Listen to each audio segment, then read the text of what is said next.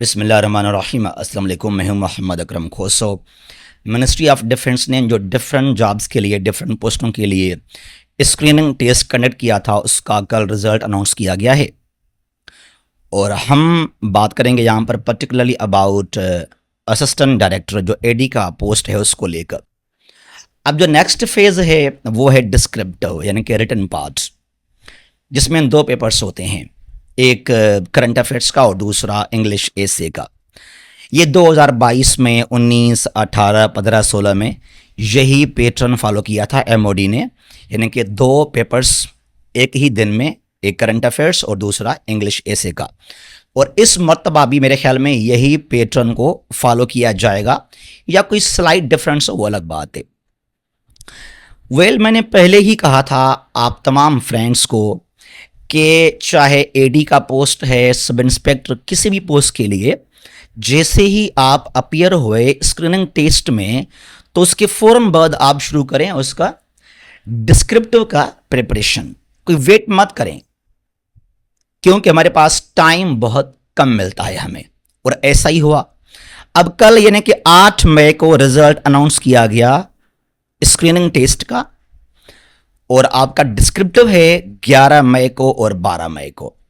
That means कि आपके पास सिर्फ 2 दिन हैं, 9 मई और 10 मई।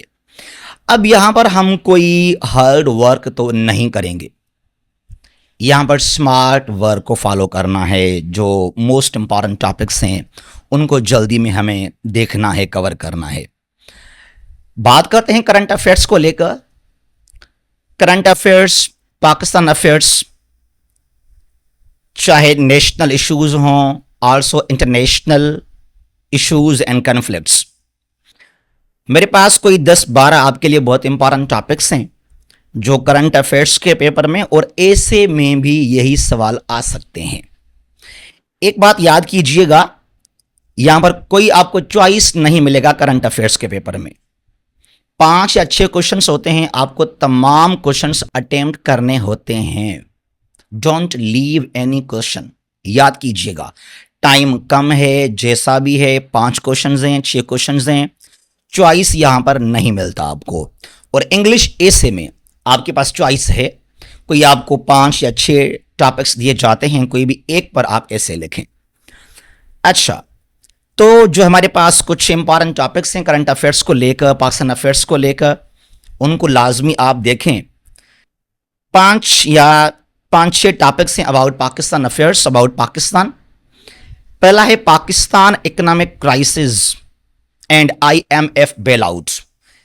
मेरे 3-4 लेक्चर्स भी हैं इस टॉपिक के ऊपर, आप उनको लाजमी देखें। मेरे वीडियोस को यूट्यूब पर हैं वो। पाकिस्तान के इकोनॉमिक कंडीशंस, पाकिस्तान में इकोनॉमिक क्राइसिस और कैसे ख़त्म किया जाए इस प्रॉब्लम को। यहाँ पे लाजमी है कि हम बार बार जाएं towards the IMF for bailouts, या कुछ और हम काम करें, हमें और कुछ क्या करना चाहिए पाकिस्तान के अंदर। अच्छा जी, number 2, Pakistan and India water issues.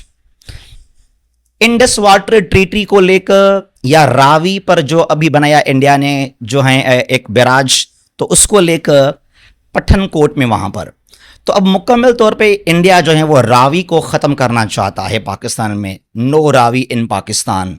तो ये जो पानी का इशू है, इसको लाजमी आप कवर कीजिएगा। बगलेहाल डैम बनाया गया चुनाव पर बगलेहाल डैम, रटले डैम और झेलम पर किशन गंगा डैम, तो इनको भी लाजमी आप देख लीजिएगा। उसके बाद है कश्मीर इशू, कश्मीर का प्रॉब्लम। आर्टिकल 35A में क्या हुआ, 370 में क्या हुआ, इसका फ्यूचर क्या होगा, इसको लाजमी आप पढ़िएगा।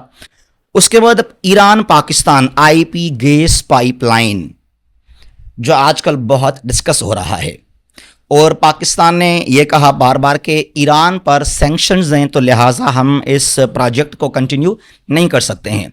और अल्टीमेटली ईरान ने 2023 में पाकिस्तान को एक डेडलाइन दिया था कि अप्रैल 2024 तक अगर पाकिस्तान ने काम शुरू नहीं किया तो मुझे $18 बिलियन पाकिस्तान कंपेंसेशन पेनल्टी पे करेगा। अब उसका डेट थोड़ा एक्सटेंड किया है ईरान ने, हो सकता है पाकिस्तान इस पर काम शुरू करे, लेकिन पाकिस्तान को काम शुरू करना चाहिए नहीं करना चाहिए, इसको इस पर भी मेरे 3 लेक्चर्स हैं, ईरान पाकिस्तान पर भी, इनको लाजमी आप देख लीजिएगा, ठीक है। उसके बाद है S I F C special investment facilitation council, जो पाकिस्तान के आर्मी चीफ आसिम मुनीर साहब ने शुरू किया था। इस पर काम शुरू, बहुत अच्छा एक आपका इनिशिएटिव था कि जो अरब कंट्रीज़ हैं, गल्फ़ कंट्रीज़ हैं, मिडल ईस्ट के जो हमारे फ्रेंड्स हैं, सऊदी अरेबिया, यूएई, कतर, तो उनको आपने इनवाइट किया कि वो आकर यहाँ पे पैसा करें पाकिस्तान में इन्वेस्ट, ठीक है ना। और भी काफ़ी और भी यहाँ पर इन्वेस्टर्स हैं जिनको आप सपोर्ट करना चाहते हैं ताकि पाकिस्तान में इकोनॉमिक डेवलपमेंट आ जाए। उसके बाद है CPEC and threats faced by CPEC. CPEC की क्या वैल्यू है, इसके क्या फ़ायदा होगा पाकिस्तान को, चाइना को, क्या ख़तरात हैं, क्यों इंडिया एंटी है सीपेक का। तो ओवरऑल इस पर भी मेरे 2 लेक्चर्स हैं, आप उनको लाजमी देखना। तो ये पाकिस्तान के जो हैं सिंपली 4-5 टॉपिक्स हैं। कम टूवर्ड्स इंटरनेशनल टॉपिक्स, गज़ा वार को लाजमी आप देखें, गज़ा में क्या हो रहा है फ़लस्तीन को लेकर, इसका सॉल्यूशन क्या होना चाहिए, 1 स्टेट 2 स्टेट, इसका हिस्ट्री क्या है। मेरे तो इस पर 5-6 लेक्चर्स बने हुए हैं गज़ा, फ़लस्तीन, इसराइल के ऊपर। उसके बाद क्या है ओआईसी, क्या ओआईसी फेल हो चुका है, ओआईसी ने कुछ नहीं किया गज़ा के लिए, कश्मीर के लिए, फ़लस्तीन के लिए। और जो अभी समिट हुआ ओआईसी का 15th Islamic summit conference of OIC in Banjul Gambia, उस पर आप बात करें। क्यों पाकिस्तान का वजीर आजम, नई सऊदी का किंग सलमान या एमबीएस, नई तुर्की का अर्दगान, उसने वहां पार्टिसिपेट नहीं किया, वज़ीर खारजा को वहां पर भेजा गया। इसका मतलब क्या है। उसके बाद है यूक्रेन रशिया, इस पर भी मेरे 2 लेक्चर्स हैं, ठीक है। उसके बाद ना आप यूएन को लाजमी कवर कीजिएगा। क्या यूनाइटेड नेशंस की ये फेलियर है, क्या security council, the UN's most powerful organ, UN security council, क्या उसकी कमजोरी है, वो फेल है। क्योंकि सिक्योरिटी काउंसिल का काम क्या है, to stop the wars in the world. दुनिया में जो कन्फ्लिक्ट्स हैं, जो वार्स हों, उनको या तो रोकें जल्दी में, या जो इश्यूज हैं, डिस्प्यूट्स हैं, उनको आप डिप्लोमेटिकली सॉल्व करें, एड्रेस करें। तो क्या सिक्योरिटी काउंसिल फेल हो चुका है। और ख़ास तौर पे जब 25 मार्च 2024 को सिक्योरिटी काउंसिल ने पास किया एक resolution for having ceasefire in Gaza, जिस पर अमल नहीं किया इसराइल ने, इसका वजह क्या है। हालांकि यूएन के चार्टर के आर्टिकल 25 के मुताबिक तमाम जो सिक्योरिटी काउंसिल के रेजोल्यूशंस हैं वो बाइंडिंग हैं ऑन ऑल मेंबर्स। तो यहां इसराइल इसको फॉलो क्यों नहीं करता। उसके बाद क्या है कि किस तरह रिफॉर्म्स आप लेकर आए सिक्योरिटी काउंसिल के अंदर, इसको भी लाजमी आप कवर कीजिएगा। क्या वीटो पावर्स खत्म किया जाए या वो बढ़ाए जाएं, इंक्रीज किए जाएं। उसके बाद वर्ल्ड वॉर 3, क्या जो आजकल दुनिया में इश्यूज हैं, डिस्प्यूट्स हैं, मिडल ईस्ट को देखें, इंडो पैसिफिक रीजन को देखें, चाइना यूएसए का ट्रेड वार को आप देखें, तो क्या दुनिया में हम कर सकते हैं कि 3rd world war is quite inevitable, कि क्लोज है, जल्दी हम बढ़ रहे हैं टुवर्ड्स ग्लोबल कन्फ्लिक्ट और वर्ल्ड वॉर 3, या इसके क्या पॉसिबिलिटीज होंगे, क्या इसके असरात होंगे। ठीक है, इसको लाजमी आप देखना। उसके बाद climate change, global warming, COP कोप 28 दुबई में हुआ, यूएई में कोप 27 हुआ था शर्म शेख में, पेरिस कॉन्फ्रेंस हुआ था 15 में। तो इनका क्या अहमियत है, कौन से स्टेप्स यहां पे लिए गए हैं।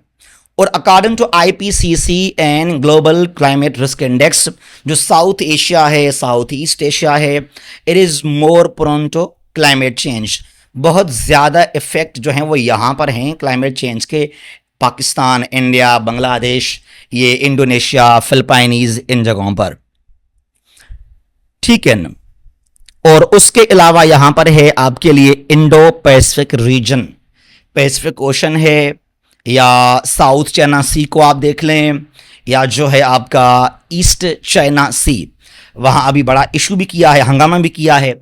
जो जापान का एक डेलीगेशन गया है, वहाँ पर हैं सिनकोको आइलैंड्स और दियाओ आइलैंड्स, तो वहाँ पर कब्जा जापान का है, क्लेम करता है चाइना। तो ईस्ट चाइना सी में एक बड़ा कन्फ्लिक्ट है ताइवान को लेकर, बाकी आइलैंड्स को लेकर, तो इनको आप किस तरह देखते हैं ओवरऑल। तो ये वो टॉपिक्स करंट अफेयर्स के लिए हैं जो यहां से भी आपका ए से एक दो निकल जाएगा। और ऐसे में ना आपके पास कुछ कोटेशंस भी होते हैं लाजमी, उनको लाजमी कवर करना। और ये लाजमी नहीं कि अगर ऐसे में कहा जाए कि इतने वर्ड्स का आप ऐसे लाजमी लिखें, वो लाजमी नहीं है, कुछ कम वर्ड्स हों। तो focus upon quality not quantity. Best of luck, Allah Hafiz.